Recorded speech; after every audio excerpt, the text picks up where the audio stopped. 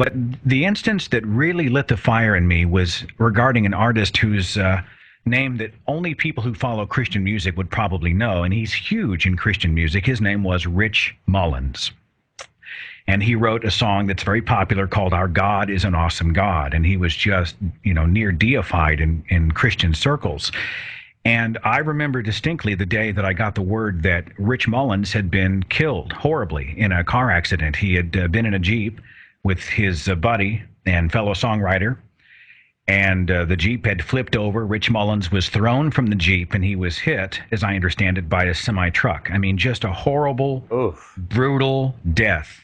That's a closed casket, yeah. And that night, we went on the air, and we put a big picture of Rich on our Christian radio website, and we said the words, "Welcome home, Rich," as if God had called him home. Right.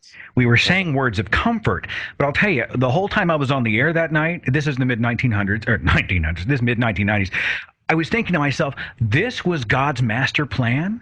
This was God had his finger on the button. Let's tip Rich Mullins' Jeep over and have him horribly mauled to death by a semi-truck and a nation in mourning. And this just, to me, seems like chance, like there's no God involvement whatsoever. And it was that night that I began to feel that seed grow in my psyche, and it just got louder and louder over time. Right.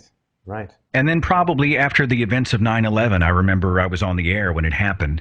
I was doing Christian radio, and everybody I was working for a Clear Channel radio station, and everybody came into my studio because I was the Christian. And they all were in tears and horrified about the attacks of 9/11, and they asked me to pray for them. And I remember the futility of the words that had come out of my mouth during that prayer.